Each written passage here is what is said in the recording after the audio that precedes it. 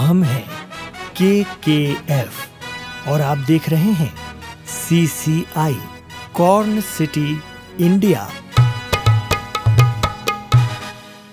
पिता जिनका साया जिंदगी का सबसे बड़ा संबल है, पिता जिनके नक्शे कदम पर चलकर मिल रहा है आवाम का साथ, पिता जिनकी महान उपलब्धियों को सहेजना है तो ख्वाबों की ताबीर भी बनना है।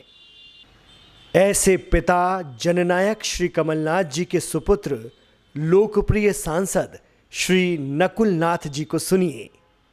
छिंदवाड़ा जिनके दिल में बसा है, सुनिए उनके दिल की बात। मुझे 3 साल हुए हैं सांसद बने। मैंने अपने ज़िले से रिलेटेड कई मुद्दे उठाए हैं। अभी इस सत्र में मैंने मक्का के समर्थन मूल्य का मुद्दा उठाया था, लेकिन अगर आप लोकसभा की रिकॉर्ड निकालेंगे तो बहुत ही कम मध्य प्रदेश के सांसदों ने प्रदेश के लिए या अपने खुद के क्षेत्र के लिए कुछ सवाल उठाए हैं, बहुत कम उठाए हैं। और मेरा ये मानना है कि मध्य प्रदेश की जनता का सही रिप्रेजेंटेशन संसद में नहीं हो रहा।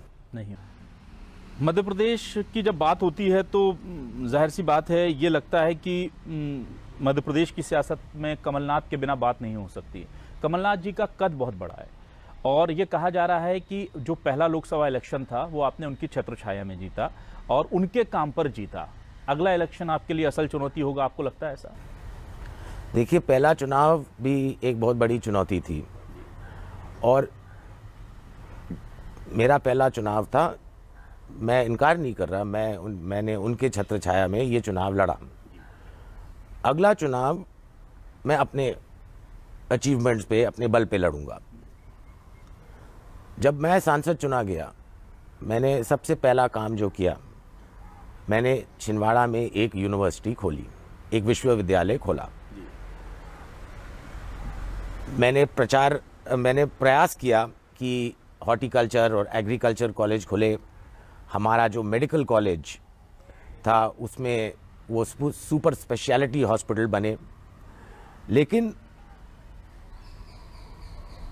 मध्य प्रदेश की जो भाजपा सरकार है वो छिंदवाड़ा ज़िले के साथ सौतेला व्यवहार कर रही है। अगर हम राशि की बात करें, जब कमलनाथ जी मुख्यमंत्री थे तो लगभग 12,000 करोड़ की राशि स्वीकृत की गई थी एजुकेशन के लिए, मेडिकल के लिए, सिंचाई के लिए। और ये इन 3 मुद्दों पे, चिकित्सा, शिक्षा और सिंचाई, ये मेरे 3 मुद्दे थे जब मैं चुनाव लड़ा था। आज जो बजट में स्वीकृति दी गई थी, 12,000 से इन्होंने 2,500-3,000 करोड़ की बजट की स्वीकृति अब की है, यानी कि लगभग 9,000 करोड़ के विकास कार्यों पे इन्होंने रोक लगा दिया है।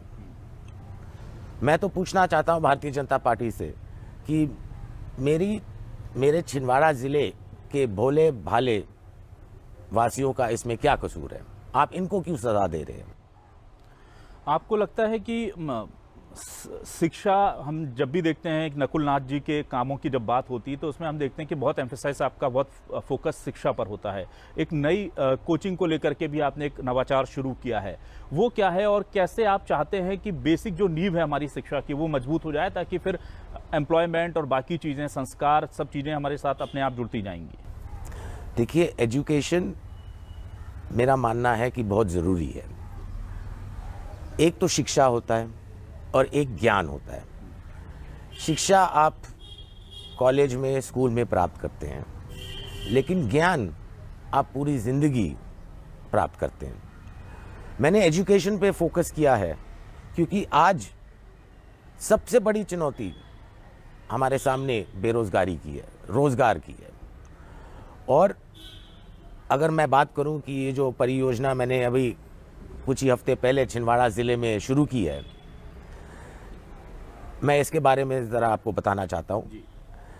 इस प्रोजेक्ट के माध्यम से मेरे छिंदवाड़ा ज़िले के 1.5 लाख बच्चों को ऑनलाइन निशुल्क कोचिंग दी जाएगी।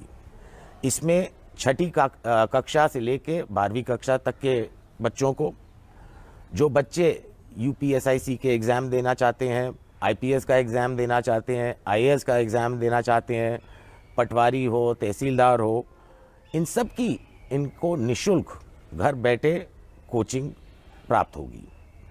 ये भारत में पहली बार किसी संसदीय क्षेत्र में ऐसा प्रोजेक्ट किया जा रहा है और मुझे बड़ी खुशी है कि मेरे ज़िले के 1.5 लाख बच्चों को इसका डायरेक्ट फ़ायदा मिलेगा।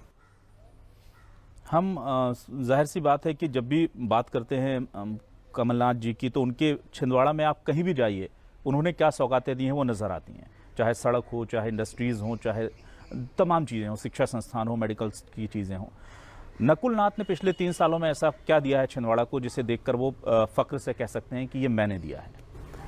Chhindwara university, Chhindwara medical college का पहले जो 200 बेड का था उसका 900 बेड का वो बजट में स्वीकृत हुआ, लेकिन उसको घटा के अब 350-400 बेड का हॉस्पिटल। कई नई उद्योग लगने जा रहे हैं। इंडिया सीमेंट का सीमेंट बैग प्लांट हमारे छिंदवाड़ा ज़िले में लगने जा रहा है। स्किल डेवलपमेंट सेंटर मैंने और खुलवाए हैं। निशुल्क कोचिंग जो मैंने बच्चों को दिलवाई है। ये मत भूलिएगा कि 2 साल तो मेरे बर्बाद हो गए कोरोना के कारण। लगभग 1.5 साल लॉकडाउन रहा, सेक्शन 144 लगा रहा, नाइट कर्फ्यू लगा रहा। तो जिस रफ्तार से मैं विकास कार्य करना चाहता था उसमें ब्रेक लगी, लेकिन ऊपर वाले से प्रार्थना है कि आने वाले जो 2 साल बाकी हैं इसमें मैं डबल रफ्तार से विकास के कार्य करूं। केंद्र से आपको लगता है कि पूरा सहयोग मिलता है अगर आप किसी योजना को छिंदवाड़ा में, अपने क्षेत्र में, अपने लोगों के लिए लाना चाहते हैं? केंद्र, जैसे आपने मध्य प्रदेश सरकार पर आरोप लगाया कि वहाँ से भेदभाव होता है छिंदवाड़ा के साथ, केंद्र की योजनाओं में भी कुछ ऐसा दिखता है क्या आपको, क्योंकि वो क्षेत्र परंपरागत तौर पर कमलनाथ जी या कांग्रेस से जुड़ा रहा है? जैसा कि मैंने आपको कहा कि भेदभाव तो है ही, लेकिन उसके ऊपर से सौतेला व्यवहार भी है। अगर हम, जैसे कि मैंने आपसे कहा कि प्रधानमंत्री आवास योजना वो किस रफ्तार से हमारे आजू बाजू के ज़िलों में चल रही है और हमारे ज़िले में किस रफ्तार से चल रही है, इससे देखने को मिलता है कि भेदभाव केवल केंद्र ही नहीं, राज्य की सरकार भी कर रही है।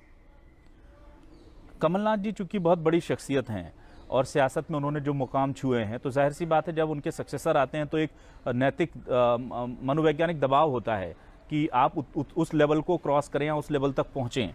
तो कभी प्रेशराइज फील करते हैं आप, क्योंकि वो इतना बड़ा ऑरा है कमलनाथ जी, तो उनके बीइंग आप उनके अगर सक्सेसर जाते हैं तो आपको लगता नहीं कि लोगों की अपेक्षाएं बहुत ज़्यादा हैं आप पर, अपेक्षाओं का बोझ बहुत आपको लगता है ज़्यादा है? आप भूल रहे हैं कि वे राजनीति में 40 साल से हैं। 9 बारी वो सांसद चुने गए, 1 बारी वो मुख्यमंत्री रह चुके हैं। उनका अनुभव 40 साल का रहा है। मेरा अनुभव केवल 3.5 साल का है। अपेक्षाएं बहुत हैं, लेकिन आपके चैनल के माध्यम से मैं आपके दर्शकों को बताना चाहता हूं कि थोड़ा समय मुझे भी दीजिए।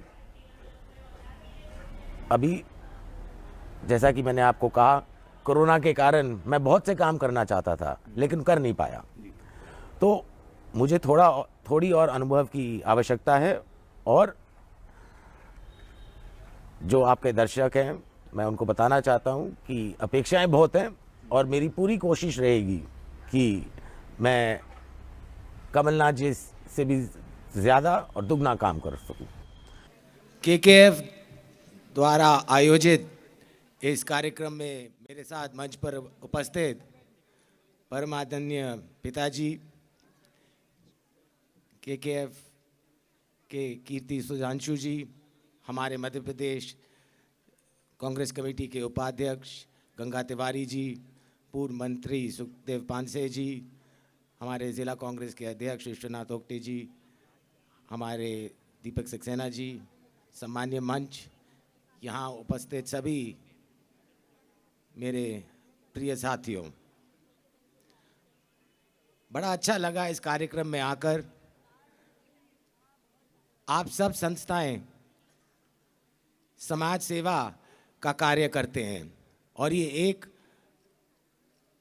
बहुत नेक कार्य है।